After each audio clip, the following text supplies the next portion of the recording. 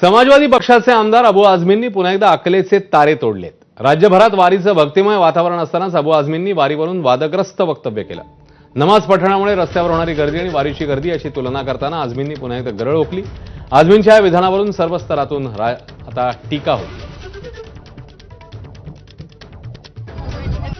मैं आ रहा था अगर पूना से, तो मुझे लोगों ने कहा कि पालकी जाने वाली है, जल्दी जाएंगे नहीं तो फिर रास्ता जाम हो जाएगा।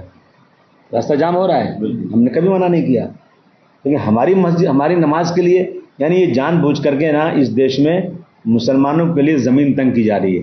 मला असं वाटतं की अबू आझमी यांना वादग्रस्त विधानं करण्याचा शौक आहे, कारण त्यांना असं वाटतं की वादग्रस्त विधानं केलं की प्रसिद्धी जास्त मिळते।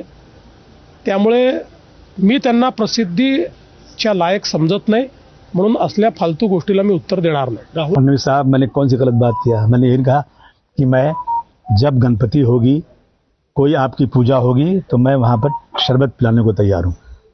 ये तो कोई गलत बात तो है नहीं। तो हम भाइयों के साथ मगर हमारी मस्जिदों में जब मंदिर भर जाती है ना, तो हमारे हिंदू भाई बाहर भी खड़े होकर पूजा करते हैं।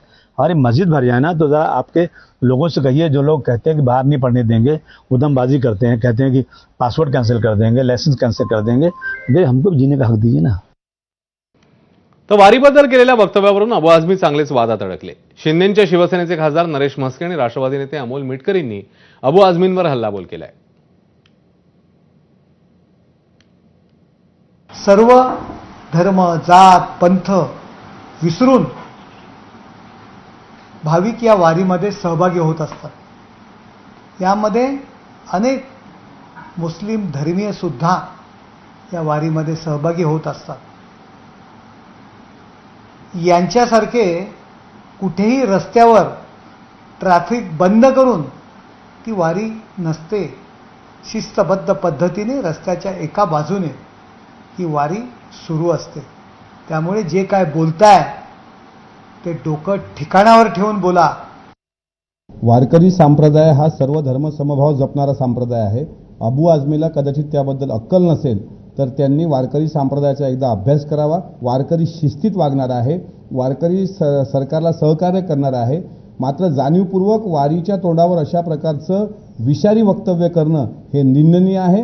मी वारकरी बांधवांना विनंती करतो, अबू असीम आझमी ज्यांनी जे वक्तव्य केलं त्यांच्या जाळात कृपा करून फसू नका। काहीतरी मोठी दंगल या निमित्तानं घडवू आणि घडवण्याचा त्यांचा घाट असू शकतो। त्यामुळे अबू आझमी सारख्या लोकांपासून आपण सावध राहा।